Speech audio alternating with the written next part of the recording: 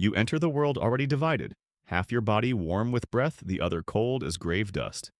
One eye searched for light, the other stared back from the dark. The gods study you in silence, half living, half something else. Odin steps forward. He sees your skin, your bloodline. He sees your mother's fire, your father's grin, and a future he cannot shape. You are lifted, escorted through halls that once held legends. Your tiny feet echo. The sky closes behind you. Then Nibelheim's stone ice fog, like breath from the world's first corpse. A gate opened. A path of frost stretched forward, and you walked. The wind wraps around your spine. The silence tastes like abandonment. You speak once your name, it vanishes. So you carve a throne from bones. You hang tattered banners from roots. You press your hand to the ground and feel the sorrow buried there. So many cast down, so many left behind. You speak again.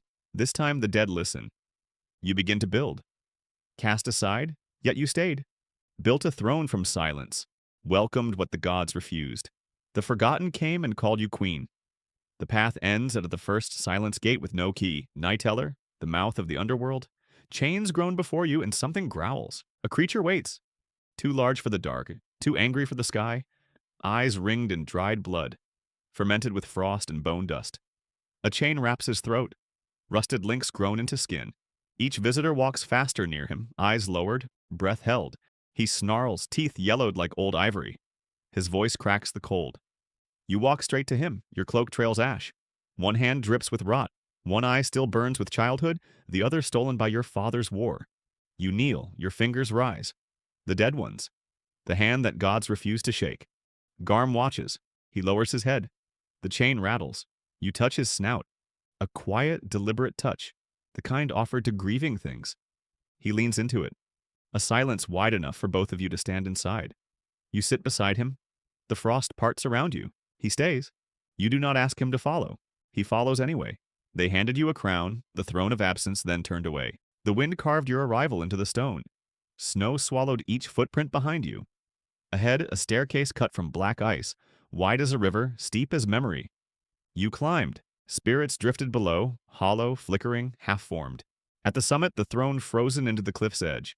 Broad-backed, empty, its arms stretched like wings of bone. A crown rested there, silent, rimmed with frost, heavy with dust. You take it as the only one left. Below you, Gmer sleeps. He guards you. Souls pass. Some plead, some curse. He growls when they scream. You nod. The dead return to the dark. And when the fog clears, you leave the throne. You sit beside him. Your hand in his fur, his breath on your shoulder. He is warmth that never asks. You are cold that never turns away. No one else stayed, but he did. He came from the realm above. The glimmer, swordless, stammering with grief. He asked for a chance. Garma growls. You raise a hand. He stops. You offer them a choice. Simple, cruel in its honesty. Let the world weep if it truly cares. So you wait in the stillness between heartbeats, in the dark hall where Mare lies curled by your feet. One by one they cry.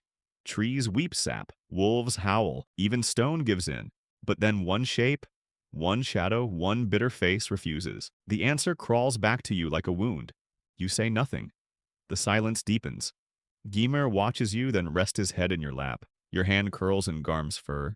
Your spine tightens like ice along the roof of your mouth. You say nothing, but deep inside, something inside you closes, because when given the chance, they almost remembered how to grieve. Almost. The wind changes before the world does. A breath held too long.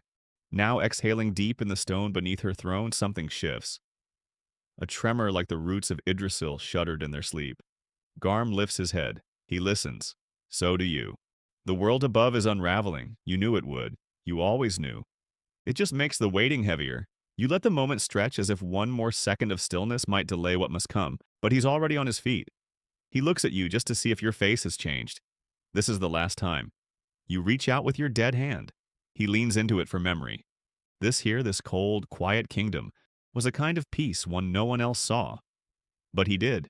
He always did. You watch him walk to the gate. You do not stop him. His path leads upward toward war. When the sound of his steps fades, you are left with what the gods gave you. Yours remains beneath among the broken echoes. Just the weight of what stays behind when everything else chooses to leave. Others speak of fire, of blades, but you knew the truth. Ragnarok begins in the silence between heartbeats, when the gods start listening for your footsteps. and realize you've already begun to move. The last walk, you feel it before you hear it. The shift, the pull, like your bones remember something the world forgot. You step out of your hall and into the long dusk of fate. Nagar rises, a ship of nails, of rot, of memory carved from all the dead. No one dared to mourn. These dead know where they are going, and they know why you walk beside them. And ahead, Gimir. Terror waits on the field, a god of order, a god of oaths. But Gimir was never made for gods, only gates. They collide like meaning and end, claws and teeth, steel and promise, and then silence. You stop walking long before you reach them, because this was never your war, only your consequence. You watch Garm fall, the crumple of something that had been loyal too long. And you feel it, the permanent severing. You do not speak. You never have. But if you could, you would have told him he was never just a guard dog. He was the last thing that made this place bearable. You stand still as the world tears itself to pieces. Because what else can be taken from you now?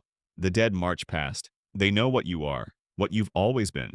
The last soul still standing in a place no one chose to enter. The world burns. Then it quiets. Ash sinks. Flame gives way to fog, and through it all you still sit. You return to the throne. Frost has crept deeper into the stone. Its silence feels heavier now. Garm does not return. His place before you stays empty. You listen for his breath, the soft growl, the quiet thud of him dreaming beside your feet. But there is only stillness. And still the dead arrive. They come slowly now.